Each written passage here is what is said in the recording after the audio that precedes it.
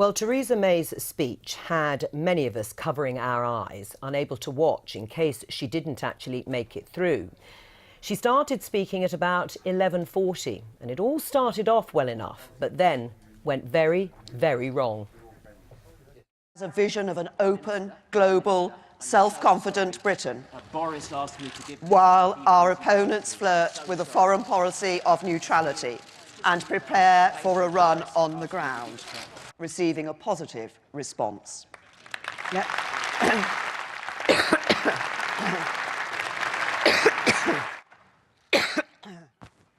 So, while we will never, excuse me, we will never hesitate to act where businesses aren't operating as they should.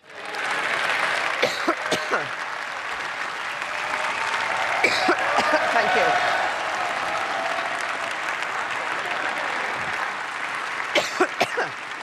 Passion and strength that was shared around the globe.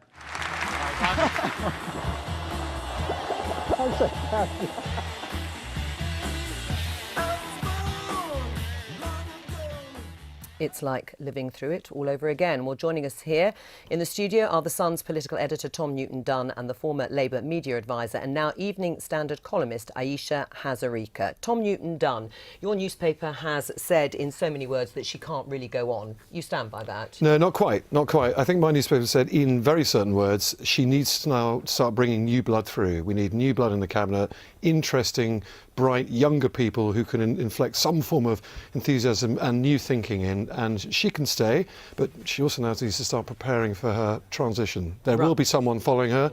We need to now start seeing who that might be. Right. Do you think there are proper moves against her?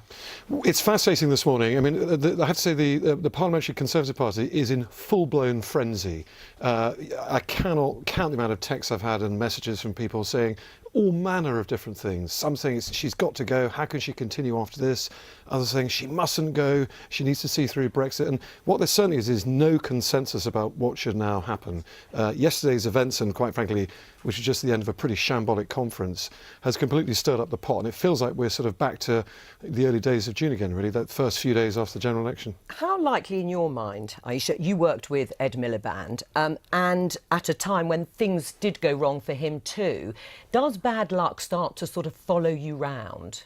Yeah, I mean, I had my own traumatic flashbacks to that conference hall. That's the conference hall when Ed forgot a huge chunk of his speech, the deficit, which was a terrible moment for him. I think bad luck becomes a self-fulfilling prophecy when your leadership is incredibly weak. And I think for her, she's in the worst of all positions now because she's gone from being that, you know, blooming, difficult woman to poor wee Theresa. And as a leader, you don't mind people hating you, you don't mind people fearing you, people pitying you is really bad for your natural authority. And actually, I spoke to conference goers as they left the hall, and there was, you know, a certain amount of sympathy for her, but that isn't good for a Prime Minister, is it, necessarily? No, it's the worst possible thing. You know, you would rather be feared than liked. To be pitied doesn't even come into the normal equations of soundbites. She's in a very bad place. However, I still think that, you know, the major constituent parts of all this haven't actually changed. There is no obvious successor, still in the middle of Brexit, and no one wants a general election. Do you know what I would have done? If I'd been advising her, I would have said, come out, do a really short, sharp speech, say, look, let's be honest about things. You don't want me to be the leader. I'm stuck. We're all stuck in this political purgatory until Brexit. I will go after Brexit is done. And my final parting shot would have been, but while I'm still around, I'm in charge, and Boris, you're fired. Right, and what about Boris Johnson? Because obviously that was the spectre, really, that sort of loomed over the whole conference, and his speech when he finally took to his feet. But today, even on Conservative Home, Paul Goodman is saying it may not be a very desirable option, but surely he's the only person to take over now. I think I have to say this conference hasn't helped Boris Johnson's chances. He's certainly, by planting his red lines and then his Telegraph piece 2 weeks before. And cabinet members were very irritated, I spoke to. Cabinet members were irritated, but Eurosceptic Not MPs weren't. In fact, Eurosceptic cabinet ministers weren't. I know one or two who were very pleased with what Boris did. I think what he then went on to do was resile from the flag he just raised, and that did upset the people he'd initially pleased. So his whole stock, in terms of a man they can rely on, a man who's got a plan, I think has taken a dent. Did you get a sense of that anger? Yes, I mean, he's really losing traction within the wider parliamentary party, whichever side that you're on, Leaver or Remainer, which is very interesting. I think what people are aware of is that he's a man in a hurry. Because in March 2019, if we leave the EU, his whole narrative will expire and he won't be needed anymore. And what a lot of people now feel is he's therefore seeking an opportunity right now, which makes them feel very uncomfortable. Was there, though, in the speech itself, enough that was bold enough to speak to people when you strip away what went wrong? No, I mean, in a way, all the mishaps actually spared the Prime Minister's blushes for what was a very thin, weak speech.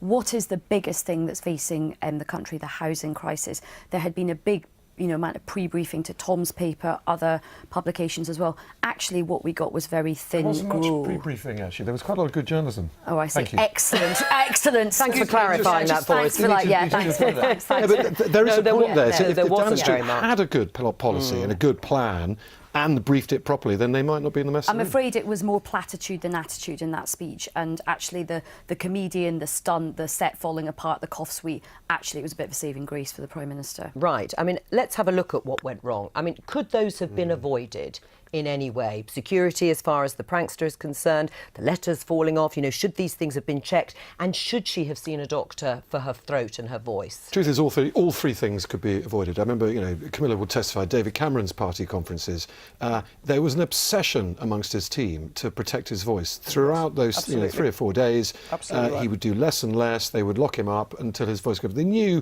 the final day was the big one.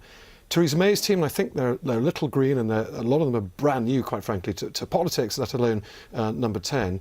They put her through 28 different media interviews and 19 different receptions. Well, what did they think was going to happen to her voice when she already had a cold? So the cold was avoidable, the security mess was clearly avoidable, and of course, the letters falling off the wall is just a basic thing. Get your basics set right.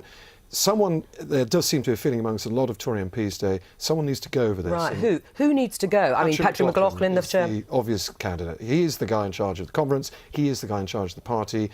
It may not be all his fault, but he certainly needs to stand up and take some of the blame. I was very surprised. I mean, this comedian, somebody I've known for a long time, I've actually gigged with this person myself back in the day. Because you are doing stand-up Yes, too. he is a well-known political stunt guy. He's done stuff with Trump. He's quite a well-known character actor, and he didn't even, submit a false application. It's astonishing that he got through the security check. And right. I mean, in previous years, the obsession with detail for these very staged moments in both parties is huge. And also, it's just mystifying.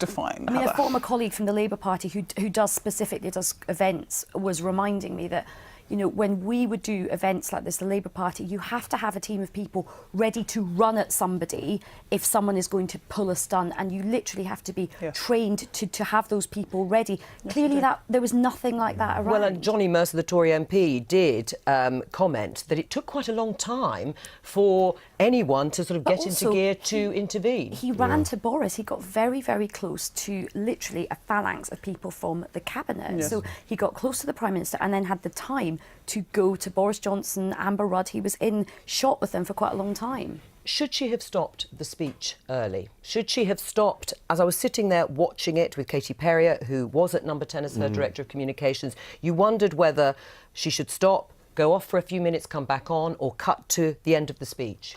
Probably not. I mean, listen, I was in there as well. I was in the room. That 66 minutes were the longest 66 minutes of most of our political lives. It was excruciating. But if you go away, then come back. I came home from conference last night, full of stories of what a disaster, and we'll never see something like that again.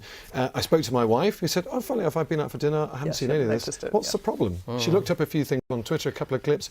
And I don't think, we in the media, we obsess over presentation. This is our business. You had to watch the whole thing, I think. That was the point. Exactly. If you watched all 66 minutes, which quite frankly, probably about 2 voters in the entire country did, then it matters less. I mean, I think what will have got through to the public is poor Theresa May and all the disasters that happened, and I think that is an image that will stick with people. And on that, we must leave it. Thank you both very much. Now,